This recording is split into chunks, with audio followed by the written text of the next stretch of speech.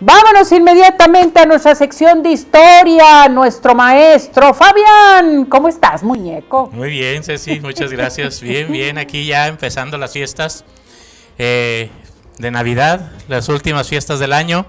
Un año que se ha pasado muy rápido. Así, rapidísimo. Entonces, pues... Y muy pesado el año, ¿eh? Sí, la verdad Muchos ha estado cambios. algo pesadito, pero bueno, yo creo que es un momento de reflexionar un poco, de celebrar, de aprovechar las reuniones familiares y disfrutarlas. Exactamente, eso es lo principal. Así es, pues México es un país que se puede enorgullecer de que muchas de las tradiciones han surgido aquí y las que no las ha apropiado, pero además les ha dado su propio sello. México es un país maravilloso con una cultura impresionante y eso hace que sea tan especial.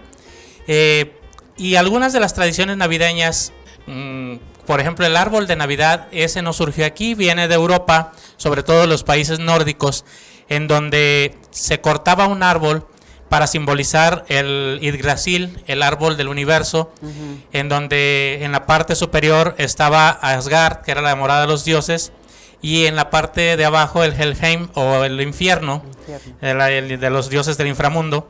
Y este árbol se adornaba con velas y con manzanas en honor a los dioses. Posteriormente, estas velas y estas manzanas se transforman en las luces y en las esferas que ahora conocemos. Pues sí, aquí tenemos el árbol de Navidad y como que nos adorna mucho y nos da espíritu navideño. Claro, también. claro, y además Pero fíjate el significado, tiene mucho significado porque además se escoge normalmente un pino, que es un árbol perenne, que no se seca en todo el año. Entonces eso habla de la duración de la felicidad. Y con todos estos adornos es un símbolo de toda esta felicidad que nos reúne alrededor de él en esta época. Un caso muy particular que les decía, cómo México se apropia de las costumbres, sobre todo en los pueblos, los árboles no son como lo estamos viendo el de aquí, un pino, sino que mucha gente va y corta una rama seca al cerro, principalmente a veces de copal, que es un árbol muy perfumado, y esa rama seca la adorna con cosas naturales, como los mismos capullos de las mariposas durazneras o las mariposas esas negras que mucha gente les tiene miedo. Lo dejan secar los capullos, los pintan de plateado y se los cuelgan como si fueran esferas, con copitos de algodón, pintado de blanco, pintado de plateado, y sobre todo con elementos muy artesanales, como aquellos reguiletes que ya casi no se ven, que eran como de papel aluminio, que por un lado eran plateados y de otros de colores. Sí. Se estiraban y se colocan, entonces con el aire se mueven y le dan mucha vida a este árbol. Entonces este árbol se va transformando hasta convertirse en algo muy, muy mexicano. La flor de Nochebuena, otro símbolo de la Navidad, esa sí es nativa de México. Se le llamaba entre los aztecas Cuetlazóchitl, o flor de cuero, o flor de carne, por el color tan vivo. Esa se usaba, las hojas rojas para teñir pieles, para teñir ropa, y las hojas verdes para hacer una infusión para combatir la fiebre.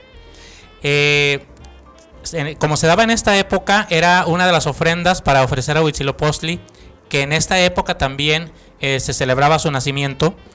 Y posteriormente, como se da a conocer al mundo, es a través de un embajador de los Estados Unidos en México, John Poinsett, que él la lleva a los Estados Unidos y empieza a darle toda esta difusión.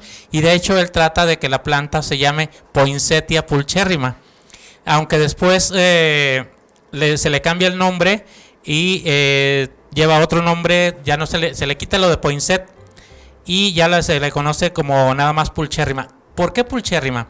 Porque es muy importante saber que las hojas rojas son hojas, no es la flor. La flor son únicamente las figuritas amarillas del centro, eso es la flor. Las hojas se van transformando para llamar a los insectos y poderse polinizar. Otra tradición que nos reúne en esta época son las posadas, que el día de ayer inician formalmente del 16 al 24 y es para rememorar cómo la Sagrada Familia de José y María buscan alojamiento en Belén cuando van a censarse por orden del César. Son 9 días en que están peregrinando. Aquí los cantos de posada son muy significativos porque de fuera cantan unos pidiendo la posada y por dentro otros contestan rechazándola. Al final dejan entrar a los peregrinos y aquello se convierte en una fiesta. Esta tradición se originó en San Agustina Colman, en el Estado de México, gracias a que los frailes franciscanos solicitaron celebrar al Papa unas misas de aguinaldo durante 9 días. Esas misas después se convierten en las posadas donde se reza el rosario y se hacen normalmente en espacios abiertos. Parte de las posadas son los villancicos. Los villancicos vienen principalmente de España. Su nombre lo dice, son cantos de las villas, de los pueblos pequeños de España. Sin embargo, también son adoptados por México, y hay muchos villancicos mexicanos, otros españoles que se han ido modificando para adquirir la nacionalidad mexicana. Las piñatas. No puede haber una posada sin piñatas, y ahora también cumpleaños y muchos festejos. Se dice por una parte que venían de China, que Marco Polo las llevó a Europa y que de ahí se empezaron a difundir al mundo. Sin embargo, algunos estudiosos de la cultura mexica principalmente encontraron que en esta época, precisamente por el nacimiento de Huitzilopochtli, se hacían figuras de barro representando a los dioses, las cuales eran llenadas con frutos de la temporada y eran rotas en las festividades. Y estos bienes o estas golosinas o estas cosas que estaban adentro se daban a todos los que estaban debajo de ellas. Entonces también encontramos este elemento en nuestra cultura. Entonces podemos decir que las piñatas son mexicanas. Uno de los elementos importantes para la evangelización fueron las pastorelas. Las pastorelas eran autos sacramentales o representaciones de pasajes de la Biblia, en este caso muy especial del nacimiento de Jesús y de cómo los pastores van a visitarlo, pero se van adaptando a la idiosincrasia del pueblo mexicano y se van, inclusive el lenguaje, hasta llegar a ser picarescas.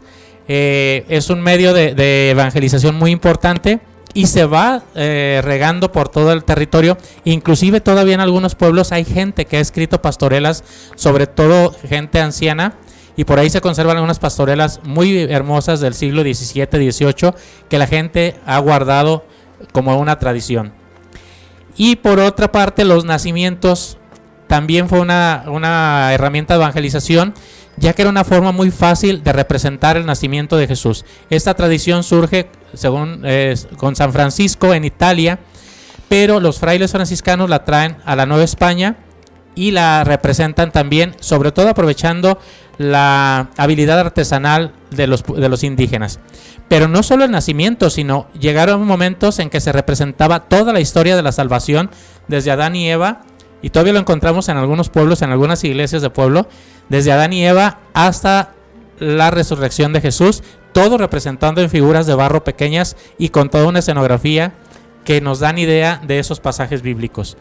Pues estas son algunas de las tradiciones que son mexicanas, otras han llegado, pero las hemos hecho muy nuestras y que en esta época conviene rescatar y vivirlas, pero a lo máximo. Yo creo que sí las tenemos que vivir, Fabián, esto es bien importante, vivirlas intensamente, volverlas a retomar en un momento dado, y más si vas a tener tu reunión familiar con mucho cuidado, con mucha precaución, el llevar a cabo en esta Navidad o en Año Nuevo también el pedir posada, el tener tus piñatas, el estar con la familia, todo eso, ¿no? Así es, no hacer solo la reunión por hacerla, sino que evocar ese significado que además va a ayudar mucho a la unión familiar. Exactamente. Y pues, ¿qué nos puede llevar el cantar los cantos de pedir posada, el abrirle la puerta a los peregrinos? Un ratito, y eso va a hacer que la gente disfrute mucho más la reunión y no solo juntarse por juntarse, que pudiera llegar a ser una reunión más dentro de todas las que podemos tener durante el año. Es que mira, se ha perdido mucho la tradición de las posadas, haces las posadas pero ya son simples comidas, estar platicando y ya. Pero antiguamente, ¿cómo hacíamos las posadas? Pedíamos posadas, unos afuera, otros adentro, las piñatas, en fin. Había los peregrinos, los padrinos que llevaban los peregrinos y la gente que los recibía. Ándale. Todavía en algunos barrios de la Ciudad de México se acostumbra a eso, y es un honor recibir a los peregrinos en su casa, y hasta se pelean el día que los van a recibir. O sea, ellos quieren participar en esta ceremonia tan importante. Y claro, después hacer todo el nacimiento, no solo una pequeña representación, hay todavía lugares en donde en las casas, no solo en instituciones culturales, se ubica el nacimiento en toda una habitación y se recrea, como les mencionaba, no solo la cuestión del Belén, los pastores, sino a veces inclusive pasajes de la vida de Jesucristo. Jesucristo, así es.